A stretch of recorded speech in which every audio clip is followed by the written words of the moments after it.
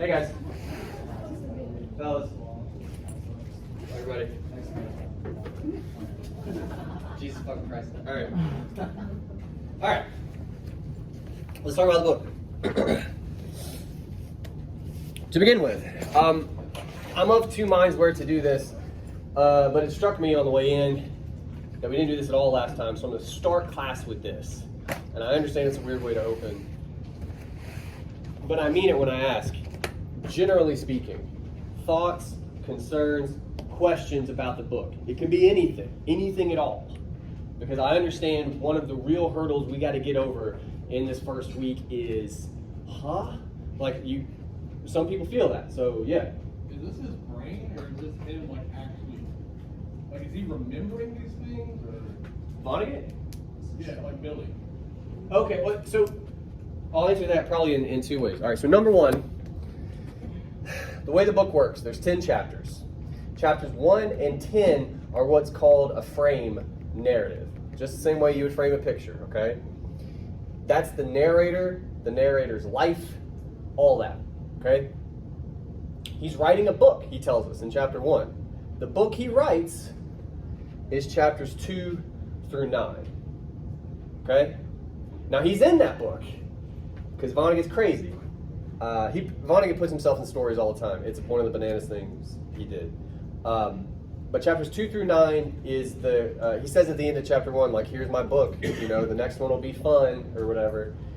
It wasn't. I don't remember which one it was now, but it's not. He's not a haha kind of guy. Anyway, 2 through 9, that's the book he wrote, and that's Billy and his journey. But again, the narrator was there for a lot of it, so it's probably based on the narrator's memories, but it's Billy's story. Does that make sense? Yeah. Okay. And the other thing I want to underscore, because sometimes people get confused, Billy and the narrator are not the same person. Okay, they're different people. And you can sometimes lose track of that because, again, the story is all over the place, but cool. Other questions? That was a good one. Is it supposed to be funny when it says "so it goes"? Because it's just like all these people died, so it goes. Like, I don't understand what it's just. I don't know why. No. Look, the fact, because I've had classes before, I shit you not, who have not batted an eye at that, and it always worries me. So you're in a good place. You're in a good place where you're like, it's supposed to get your attention. It is. You're supposed to have a reaction, basically what you're describing, of like, how is that? And I was actually on the fence about whether or not we would talk about this, because I don't think, there's a moment, it's a really quick moment in the book where the narrator tells you where he gets that phrase. I don't think we've gotten there yet. Did he not get it from the aliens? Because I thought that He does. I couldn't remember where, because again, the book's all over the place. Oh, sweet. Okay, we can have this conversation now. It's a Tralfamadorian phrase that he gets, okay? But the tricky part is we don't really talk like that. That's kind of an old way to speak, so it goes. We have a phrase that's that's pretty similar to it. Shit happens. Good. That was quick. And you said it with your, yeah. Now again, if you think about, because it's every time someone or thing dies, later in the book, I know we're not here yet, at one point, I believe it's Billy's in the hospital, and his water has died, which is like, when your water kind of goes flat overnight. I don't know if I drink a lot of water. It happens. Yeah, he goes, Well, I drink water as well. This has never happened.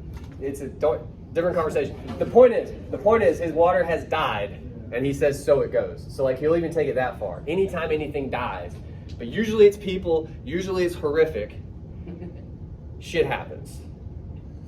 Well, like at some points he says something and he's like, "So it goes," and I'm just like, I don't know if that's supposed to be funny because it's just stupid stuff that he says. Yeah, well, I mean, it's always death. It's always death. And again, sometimes it's kind of silly. Other times it's super dark. You could say it's supposed to be funny in a way, but it's a particular kind of humor. It's called black humor. It's called dark humor, which I'm a fan of. Dark humor.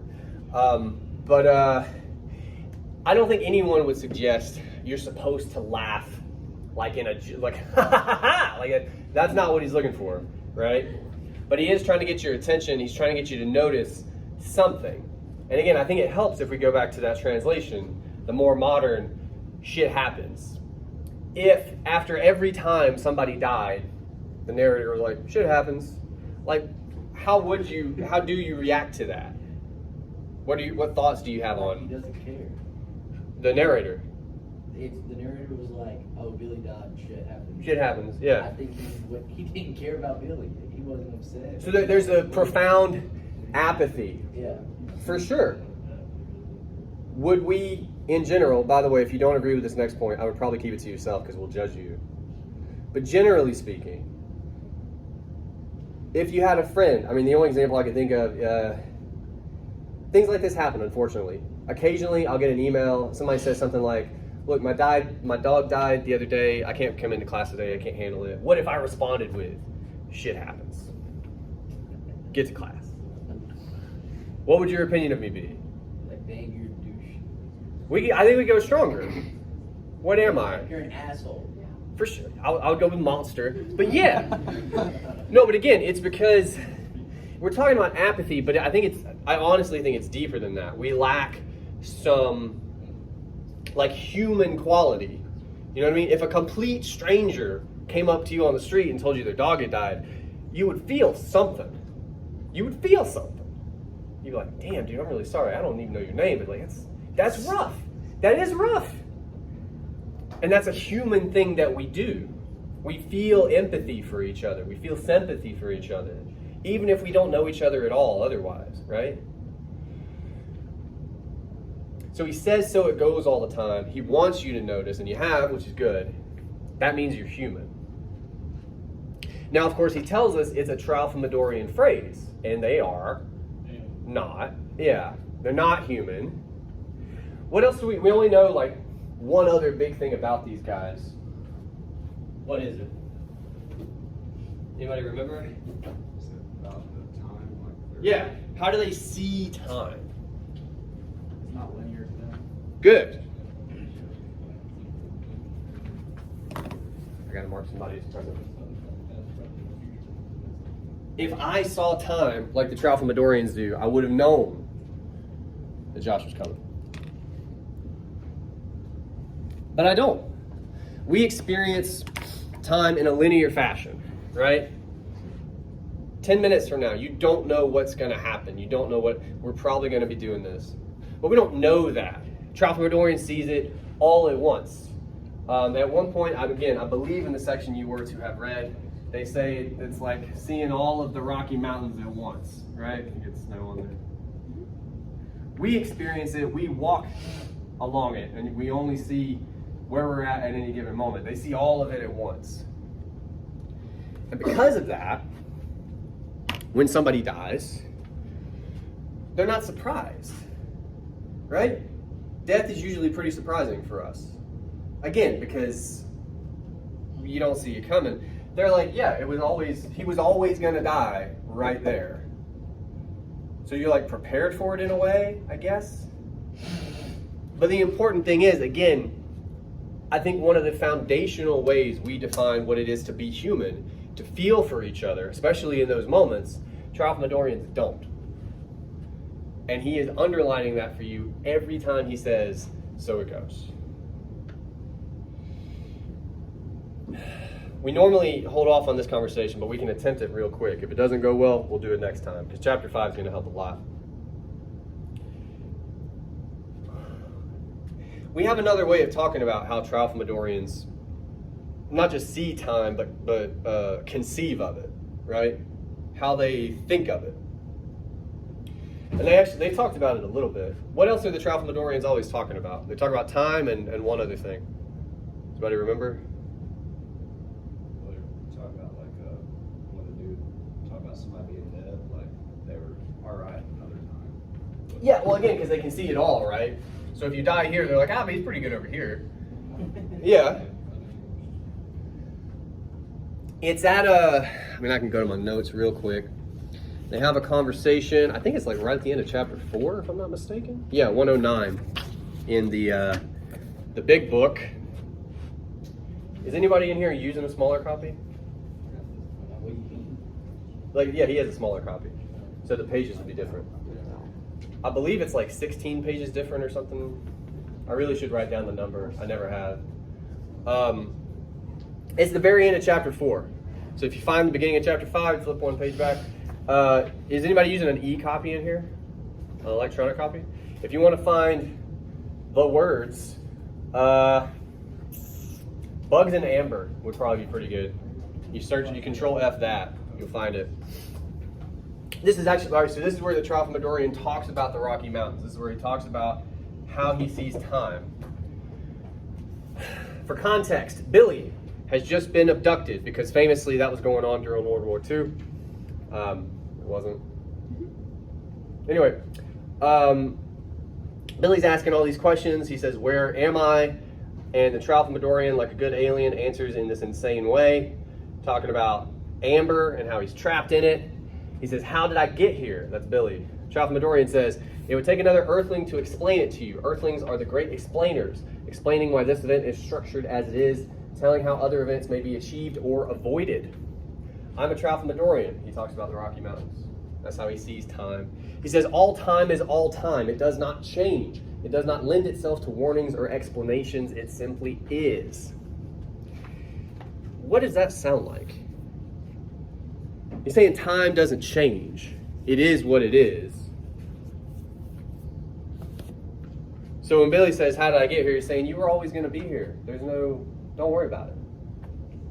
What's he describing? We have a term for that. Like state of existence. Yes. Simpler than that. What is it? Destiny. He's talking about destiny. Fate. Right?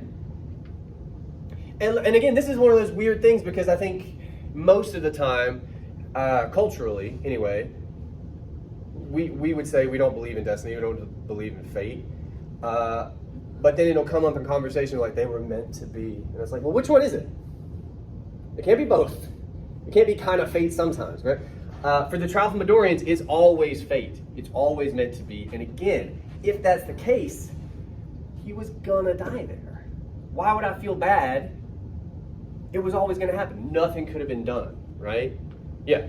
Nobody also mentioned how humans they visited like 30 planets and humans are the ones that speak of free will. Yeah, well, that's the flip side of the coin. If you believe in destiny, if you believe in fate, fundamentally you can't really believe in free will. They don't get along. Just the opposite. If you believe in free will, if you think that's a thing, we choose to do what we do, and well, then fate's kind of garbage, right? That's not a real thing. The two disagree pretty strongly. So the Tralfamadorians come down on the side of fate. Billy, at least up to now in the book, is down with free will. Spoilers, his mind will change on that, right? But what's interesting, the reason I go down that path for a second, it's all tied to the Tralfamadorians' opinions on death, to so it goes. That's what that phrase means, right? If you tease it out, so it goes. Shit happens. Nothing could have been done. Why worry about it? Your dog's dead, type thing. But we said that's monstrous. That's not human to not feel in that moment, right? It seems to be linked to this concept of fate, of destiny, of no free will, right? Does that make sense? I'm honestly asking. Okay. Which again, the flip side would then suggest to believe in free will, to believe we can change things, we can do things, all we can feel. That's a very human perspective in the book. And again, every time he says so it goes, he wants you drawing that line in your head. He wants you going, I'm a person, I feel something here. I think it's insane we keep saying so it goes. He wants you to acknowledge your humanity in that moment, that you're not an alien who thinks free will is bogus.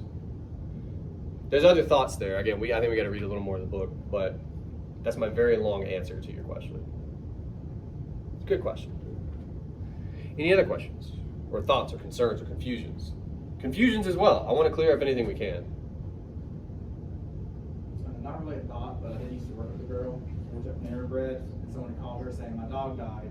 Can I come? Like, can I be at work today?" And she's like, "No, you have to come in." And then she followed up with, "Well, I bought her lunch that day." So, but suffice to say, we all had a lower opinion of her. I've always told my wife, middle managers aren't human beings. This is true. Every middle manager I've ever met, Well, I mean, there's always exceptions. There's always exceptions, but like 95%, because they want to be promoted, and it's that desire that has them either subdue or just totally ignore their humanity.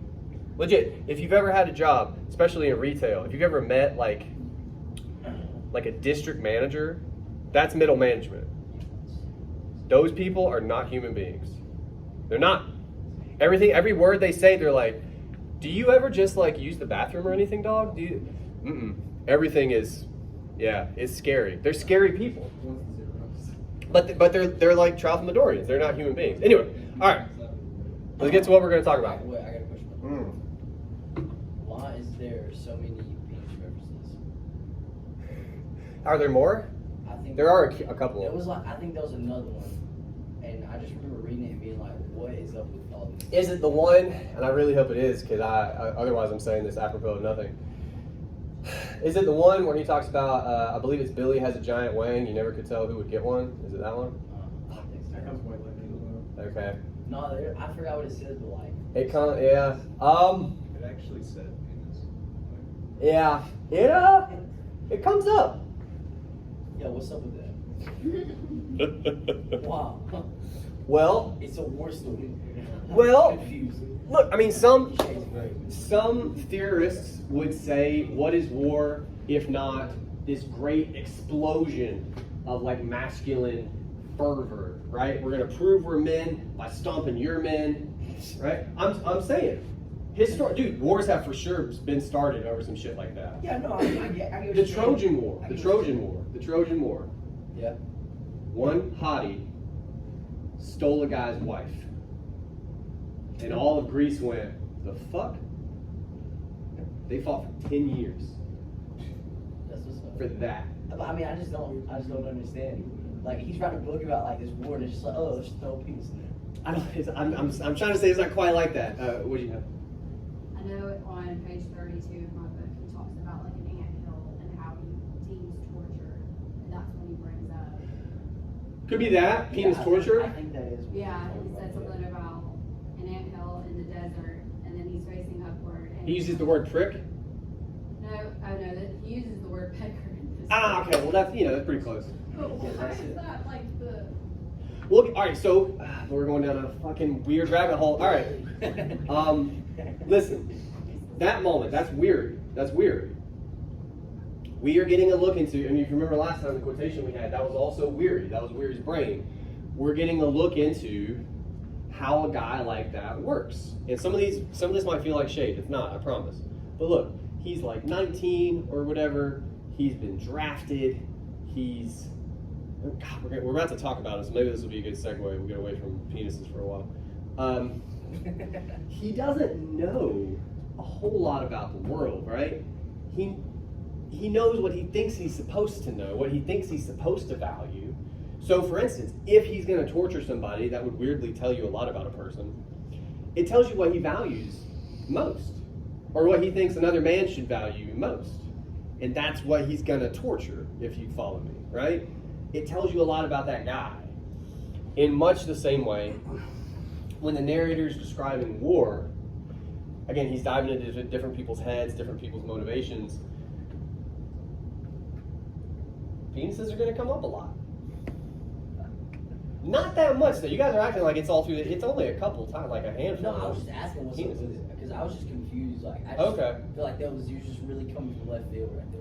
Yeah, I mean, to say it openly is pretty shocking. Yeah. But I would say again, man, historically, there's all kinds of theory that would say something like I've read a really interesting theory. Oh, is your hand up? Okay, you're just comfortable. I've read a really interesting theory that part of the reason, and I don't know if I buy it, but part of the reason why World War II happened was just before that, there was what might be considered a bit of an explosion in women's rights. Women got the right to vote in America, all across Europe. Things were getting not equal. Let's not be silly, but more equal, right? And if only subconsciously, millions and millions of men felt a little bit lesser, right, as a result. And it's kind of funny that not 10 years later, all the men are like, I'm gonna fuck you up. Like It makes a little bit of sense. All right, anyway, we've digressed enough down that path. But One more question. okay, but it's not about No. sweet. Okay, so is Billy like mentally like good? Cause like even when he's like going back and he's in the war, like it talks about how he was like smiling at everyone as they like came together, like all the prisoners and stuff. Yeah. And he bumps into Weary a few times, and he is like, "Pardon me," like you know what I mean? As, He's not there, right? For sure. Has he cried yet? Yeah. Okay. He's clearly not. He's clearly not okay. But it's hard to say to what degree. And I actually, because I know we're not at this point in the book yet, there's a point in the book, pretty late, where that's a very important question. So we can't quite go down this path all the way yet. But it's a good observation you've made. That for sure Billy's not, right, I guess. But TBD on the rest of that. Yeah, I didn't know if it was like his personality or if he like mentally was like. I think it's both. I think it's probably both. Because he talks about his childhood like he was kind of always that way. But I also think he's not super okay. All right, let's talk about Weary. I have written down, and my notes are mostly reliable, page 44 in the big book. Yeah, okay, so again, if you're in the small book, I don't know how to tell you to find this. We're kind of deep into chapter 2, I imagine. Yeah. If you're in an e-copy, you can find it with was only 18. So I was wrong. This is about Weary. He's only 18. He's not 19. This is our introduction to Weary. This is right after, everybody keeping score, the quotation we looked at last time. So technically that quotation was actually our introduction, but this is our formal introduction. Roland Weary was only 18, was at the end of an unhappy childhood spent mostly in Pittsburgh, Pennsylvania. He had been unpopular in Pittsburgh. He had been unpopular because it was stupid and fat and mean and smelled like bacon no matter how much he washed. He was always being ditched in Pittsburgh by people who did not want him with them. It made Weary sick to be ditched. Vonnegut's going to do this a lot with different characters when we meet them at first. Give you just, a little snippet of like their backstory, Why though? Because again, he chooses the information he gives us. Why do you think he introduces Weary in this way? Yes, ma'am. So that we can understand why he does the things he does. What do you mean? And when I was reading it, Yeah. hearing this part about how he was treated, it Yeah. made sense. How people bullies are bullies because they got bullied. Yeah. So he bullies Billy because of all his past traumas. So to kind of understand where he's coming from. Yeah. I'm not saying it's right, but just understand where he's coming from. No, for sure. Yeah, it's not excusing his insane behavior. Yeah. But it does make you, at least a little bit, feel for the guy, right? Absolutely. And again, that's important because it would be so easy to make him into a minor villain. Weary is for sure, I think we used the term last time, asshole. He for sure is. But it sounds like his childhood was terrible. It sounds like it was awful. And you're like, I still wouldn't want to hang out with the guy, but I do feel for him. I think that's important. Again, I think Vonnegut wants us just a little bit to feel for this guy, even though he's a little bit of a monster. Next bit about Weary. You were very quick with that, which I appreciate. I want to go to 53. We're going to jump around these pages a little bit. The next bit on 53. And again, I'll give you some words for the e-copy. I guess you could find it. Try this. Try skinny people. That is the paragraph really before the one we're going to look at, but it could help you find it. I'm not going to read this first paragraph, the one about skinny people. It starts with Billy and the scouts were skinny people. Weary had fat to burn. But it's kind of funny because it ends with, because he was running, I'll paraphrase, he's running messages back and forth between Billy and the scouts. that no one has. Like, no one is giving him messages. He's just busying himself. And it says, he began to suspect, since he was so much busier than anybody else, he was also the leader. Again, that's just weary. That's in his head. He's like, I'm kind of the best. Like, he sounds awful. But it's this next part I'm interested in much the same way we talked about the quotation last time, right? That whole, it was a penis quotation, about the zipper of the fly on God Almighty, or whatever it is, right? There's some language in here that's important. To the best of your ability, I want you to try to find it, but I'm going to read it for us. This is the next paragraph. He, meaning weary, was so hot and bundled up, in fact, he had no sense of danger. His vision of the outside world was limited to what he could see through a narrow slit between the rim of his helmet and his scarf from home, which concealed his baby face from the bridge of his nose on down. He was so snug in there, he was able to pretend that he was safe at home, having survived the war, and that he was telling his parents and his sister a true war story, whereas the true war story was still going on. If you need to look back at that, again, in the big book, it's on the bottom of 52, and it leads over to 53. There's a couple choice phrases. There's some good language in there that's worth thinking a little more about. And I'm just curious if any of it stuck out to you guys, or maybe it sticks out now. Is there symbolism for like a mother's womb, basically? No. Whatever class you're in that told you to do that, don't do that. Don't do that. That's not your fault. Don't do that. So much simpler, and I would argue better. Don't do that. I was with you up until the hard left in the mother's womb. Describe weary for me. What does he look like? We get a pretty good description. What does he look like? Well, not, because that's covered, right? Yeah. So like There's this. like a bunch of stuff from home. Yeah. He has a lot of stuff from home. I heard him say. And the narrator says that this does something to weary. What does it do to weary? Yeah. Does it mean that his worldview is so constricted? He can't see well. Yeah. Yeah. And importantly, what restricts his vision? The helmet, which if you want it to be a symbol. And look, I'm being an asshole right now. This is not your fault. I just read a lot of papers where people talk about symbols, and it crushes me. But this is a little bit, okay? If you want to read it as a symbol, what's the deal with the helmet? What kind of helmet's he rocking? Yeah, soldier helmet. So standard issue. Yeah, no, it is. And that comes with some associations. That comes with perhaps a bit of metaphorical weight, you know? So that partially restricts his vision, but what's the other bit? From home. A detail we don't need.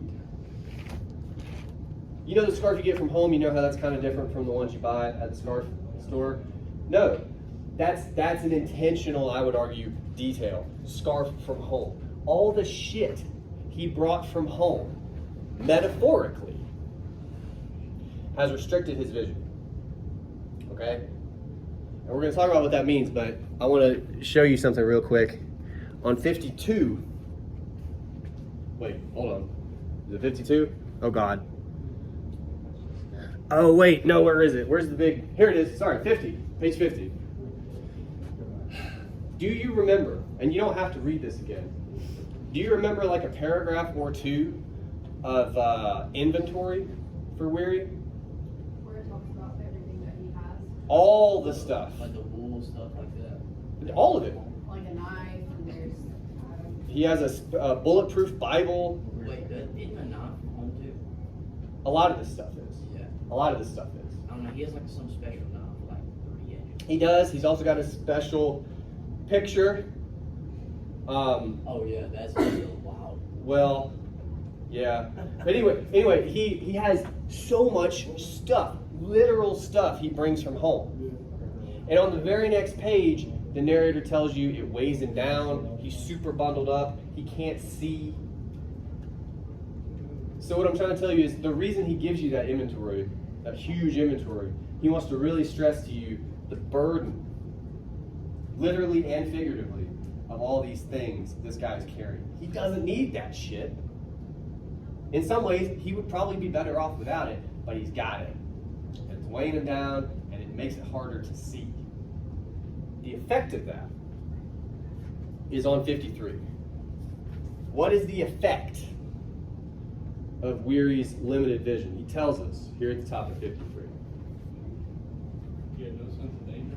No sense of danger. If we could remind the class, where is he right now?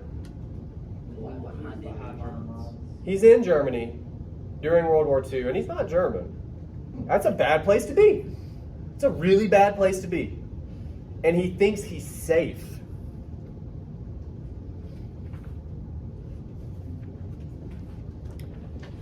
He was so snug in there, that we've talked about, he was able to pretend he was safe at home. Having survived the war, he was telling his parents and his sister a true war story, whereas the true war story was still going on. Given everything we've said, I hope it helps. Why do you think the narrator repeats that bit about the true war story still going on? What's he trying to help us understand here about Weary? Like, look, Weary's doing a thing we've all done before. We just haven't done it in Nazi Germany. What's Weary doing? Yeah. Well, he's thinking about how awesome his war story's gonna be, and he's already like composing it. But the deal is, he should really probably just like look around and shut up and like try to live. They get caught a couple pages later. He fucked up because he thought he was safe when he absolutely is not. And again, it goes back to that vision, metaphorically, being restricted by all the things he brought from home. And the question we haven't answered yet is, what does that even mean? Just think about this. What did you guys bring with you today? Shit. Some stuff. Yeah. What else did you bring with you, though? You got your car right here? My car keys. That helps. What'd you bring with you? If we took all that away from you, you'd still have something. What'd you bring with you? Myself. Yeah, but what is that? What do you carry around up here all the time? Sometimes. Beliefs, worldview. I'm sure, and if I haven't yet, I almost certainly will. I've said something. Some of you have been like, fuck this guy. Right? Because you have a different worldview, a different perspective that you bring from home. Again, this is no shade. You guys are roughly 18, 19, 20, something like that. What's up, man? It's distracting. 18, 19, 20. Students have come up to, not me, people don't talk to me much, but they'll come up to my wife and say things like, you know how you grew up and you always thought this? Now I'm finding out maybe that's not how the world is. And she's like, yeah, crazy, right? Because you haven't seen enough yet. Just like Weary. You're very close to Weary in terms of life experience. And so most of what you have that you just take for granted, you just assume it's true, is based on shit you were told. Some of it could be true, a lot of it's probably not, you know? But you don't know that yet, so you bring it with you. And you're gonna see the world through that prism, right? That's how it works. The important difference, again, is you're sitting here, where he's about to get caught by Nazis. So it's like, it's a little more dire in his situation. But the point is, whatever he was told in 1930s America, Pittsburgh, about what it means to be a soldier, what it's gonna look like for you over there, that's what he's seeing all this through, right? And the best part is, we find out what that looks like. This is his true war story on 53. His version of the true war story went like this. There was a big German attack, and Weary and his anti-tank buddies fought like hell until everybody was killed but Weary. So it goes. And then Weary tied in with 2 scouts, and they became close friends immediately. And they decided to fight their way back to their own lines. They were going to travel fast. They were damned if they'd surrendered. They shook hands all around. They called themselves the 3 Musketeers. But then this damn college kid, you guys, who was so weak he shouldn't even have been in the army, asked if he could come along. He didn't even have a gun or a knife. He didn't even have a helmet or a cap. He couldn't even walk right. He kept bobbing up and down, driving everybody crazy, giving their position away. He was pitiful. The three musketeers pushed and carried and dragged the college kid all the way back to their own lines. Weary's story went. They saved his goddamn hide for him. There's a lot in there, because that's 2 paragraphs. But generally, I want to talk about tone for a second. And there's a couple phrases we could consider especially. But what's the tone of this? What does this sound like, his war story?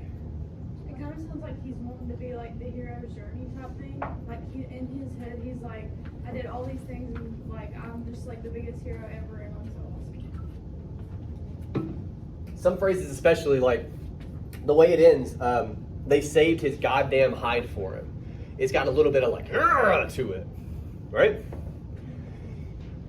You used hero's journey because you're probably fairly fresh out of senior lit or whatever. It is that. But we have a modern hero's journey. What does it really sound like if we're getting a little more specific? Who saves goddamn hides? Who fights like hell? Who would be damned if they're going to surrender? Who talks like that? This is not meant to stump you. Who says shit like that? Nobody you know, I would assume. But we've heard these things before. You've never... Yeah, but what kind? Yeah, maybe. How many, yeah, I was gonna say, how many war heroes are you guys talking to? We're talking about movies. A trumpet starts, sun's just over the hill, over the guy's shoulder. We're gonna fight like hell. They always talk like that back then, I don't know what that. We're gonna fight like hell. We'll be damned if we surrender. Right? It's that mode of speech, it's that tone. And again, if you think about it, I would hope your parents raised you. I would hope they played a significant role. Mine were there. I don't know how significant it was. I probably got some shit I need to talk to a therapist about. But it's weird to consider how many movies you've watched, how much TV you've seen. And it's a lot of stories. And it's a lot of sort of archetypal messages, right? You got hero's journeys all over the place, for sure. But if you are inundated for years with heroic stories, it's going to define what heroism is to you. You're going to bring that from home too. And if he wants to define himself as a hero, well, where does his brain go? It goes to movies, right? Have we talked about this before? Movies, war movies especially, is that in the book? No, we have. That was not a real question. Who talks about it? We talked about it last time. Who's worried about war movies? Mary. Why is she worried about war movies? Because it doesn't show what war is. It makes it look way too cool, and she's worried about what's the effect of that, according to Mary. They're going to see that shit, and they're going to believe it. Weary is what that looks like. This is not accidental. Weary is the guy Mary was worried about. What happens to Weary? He dies. Gangrene in his feet. Ugh. No.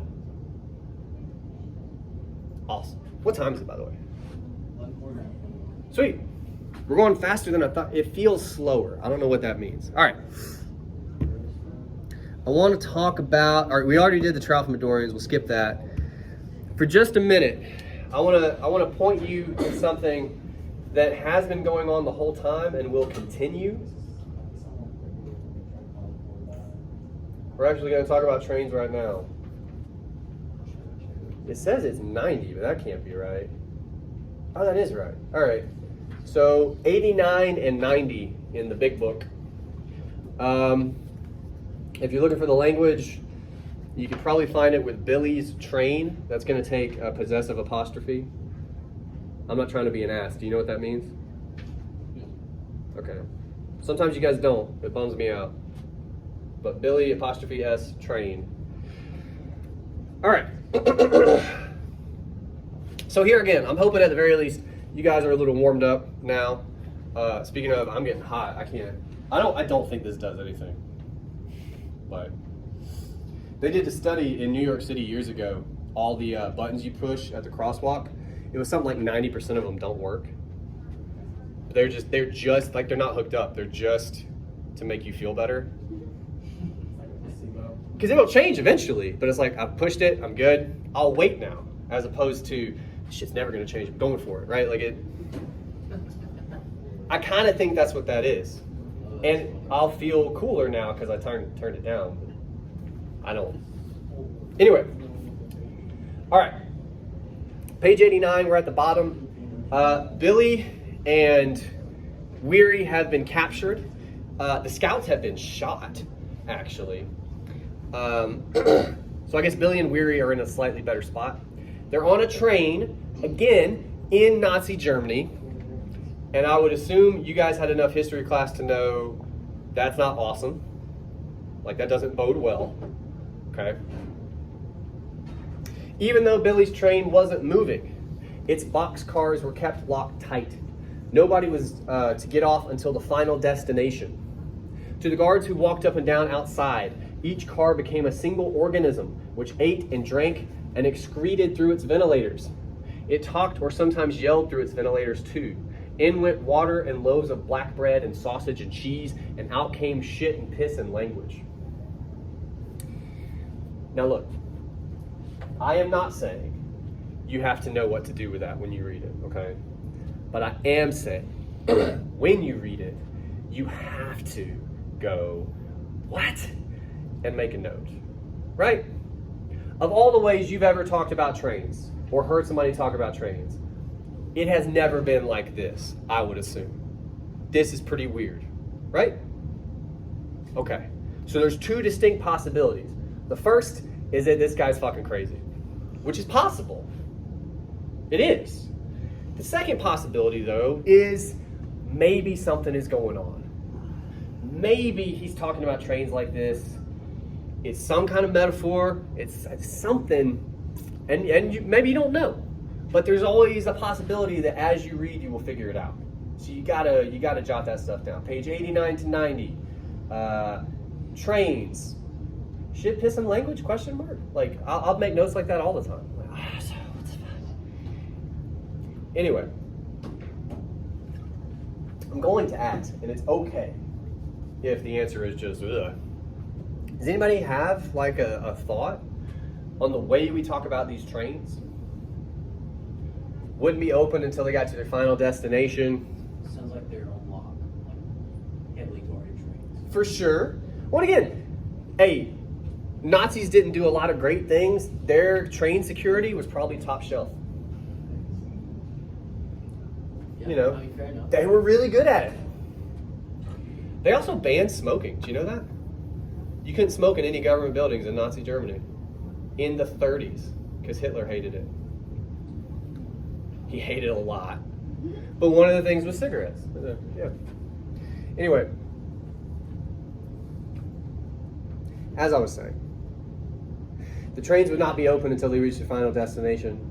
In went sausage and cheese and loaves of black bread. Out came shit and piss and language.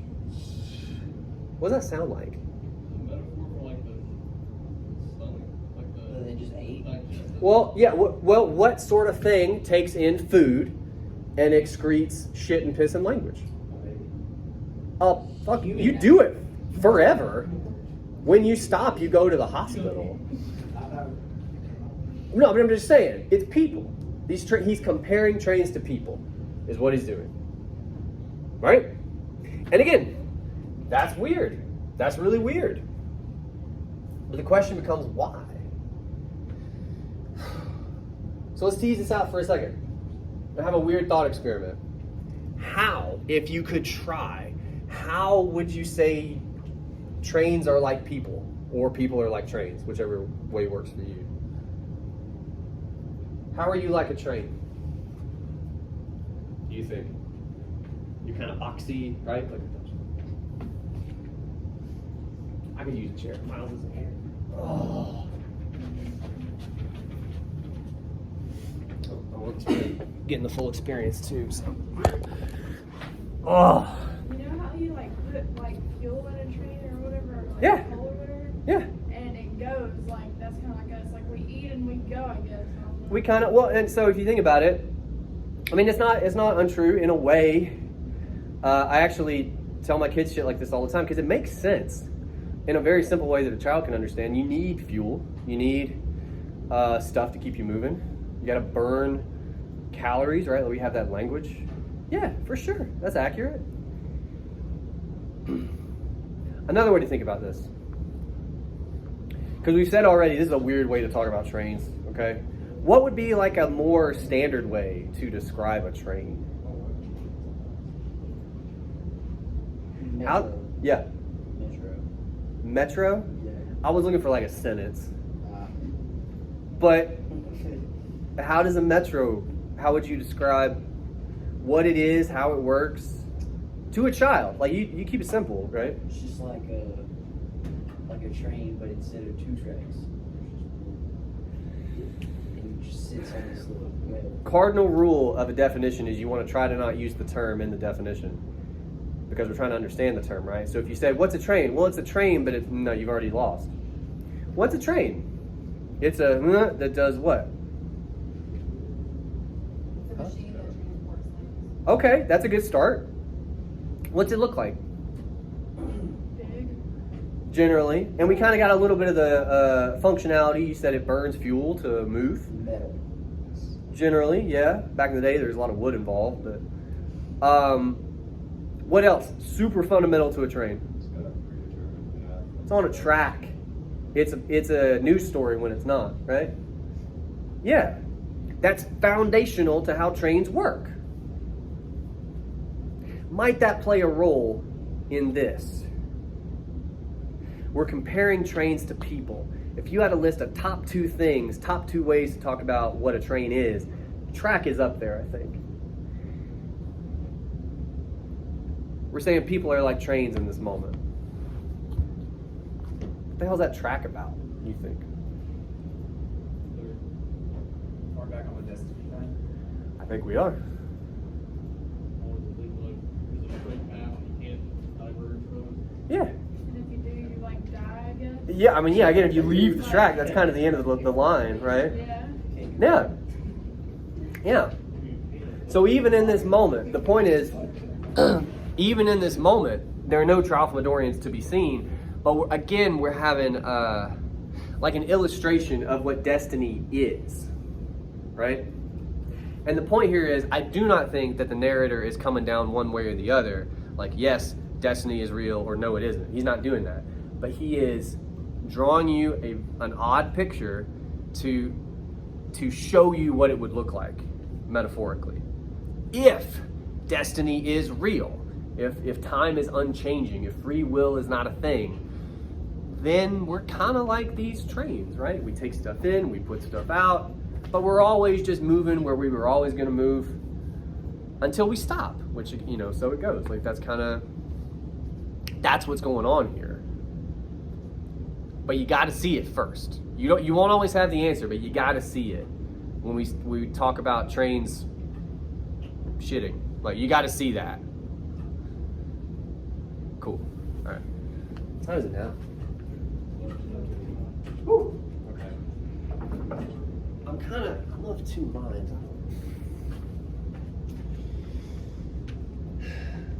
I guess there's one more thing I want to draw your attention to. And it's similar to the train conversation, but we can just have it. We don't necessarily have to go there. There's all kinds of weird stuff in the book. I'm sure you're aware. But it happens kind of a lot where the narrator will describe a character like a machine. You know what I mean? And I think this qualifies as one of those moments. We're saying people are trains. I mean, but like one of my favorites at the end of chapter 2, when Weary and Billy are caught, like they are caught. It's because they're fighting. And Weary, I think especially, doesn't realize all the noise they're making because, we talked about, doesn't even see the German soldiers come up. Does anybody remember, Weary is about to do a very particular thing when the soldiers come up. Does anybody remember? It's okay if not. Was he about to kick him? Yeah, but it's in a particular way, Like in the ribs? in the spine. Oh, yeah. And I only remember, again, because it's one of those moments, he makes Billy into a little bit of a machine. He's like, Billy had this tube that ran down his back with like all these important wires. Yeah, and then he's like, he kicked him in. He said he was going to break that tube. You're like, oh, fuck. What'd you say? Well, no, and they're like, these fucking crazy people. But again, that's not an untrue way to describe your spine, right? It is a super important tube full of really important wires. Like you want to, but it makes him sound like a utility pole or something, right? Like there's all through the book now. Like once I've highlighted it for you, you'll start seeing it all through the book. People get made into machines for some reason. It's a lot. So that's something to notice, to take with you. I'm winding down class. I'm trying to give you guys, like, I guess, things to think about as you read more. I think I said this already, but Tralfamadorians are always going to be talking about fate and free will, and they feel pretty strongly about which one it is, right? But they're always, anytime they show up, that's guaranteed they're going to be talking about that, okay? Billy, the question that we kind of answered near the top of class will continue to develop as to his mental state. And yeah, he's pretty clearly not okay. But that will become, I can't say it's going to become better defined actually, but it'll become more pronounced maybe is the better way to talk about it. What else I want to make sure you guys know?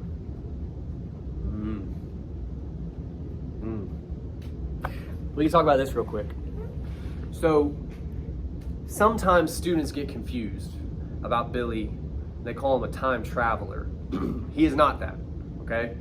Importantly, he is unstuck in time. The narrator says this at the top of chapter 2.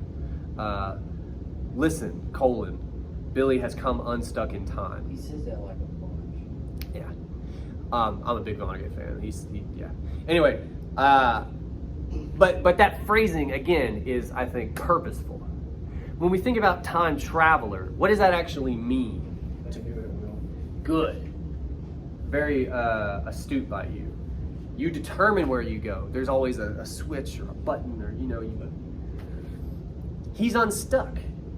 He doesn't choose where he goes. He'll enter a room and he's walking back into 1940s Germany, and he'll leave that room and now he's in the 60s and he's a dad and so the way the book moves, and I know some of you are not big fans of it, that's okay, but the way the book moves, what you got to understand, that's the same way Billy moves.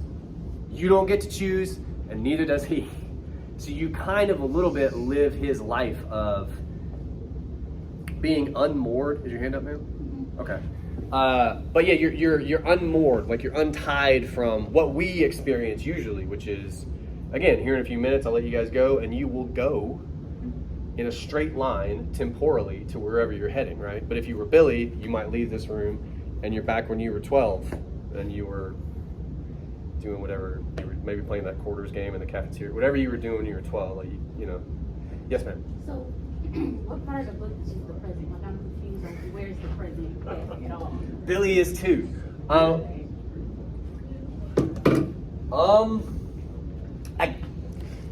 I think the frame narrative is meant to help here. If you were gonna pick a present, it would be when the narrator is, which is like the late 60s. But again, Billy will come up to that. I think maybe even weirdly, I've never thought about this before. He may actually surpass. He goes into the future a little bit. But yeah, the present tense is where the narrator's at in 1 and 10. Most of the rest of the story is in the past, but at different points in the past. And I don't know if that helps. Again, the important thing to remember, to me, you want to try as best you can not to worry about it too much. And that's a weird thing. We're super used to depending upon, like, all right, when is the story taking place, right? Like, so I can... Vonnegut very much wants you to not be able to do that. And we could talk about why. We can't do it yet, but maybe this time next week we'll be deep enough in the book we could talk about why. But you're supposed to feel unsettled. You're supposed to feel a little adrift. That's normal in this book. But we don't like it, you know. Yeah. Other questions or thoughts or concerns? That was a good one.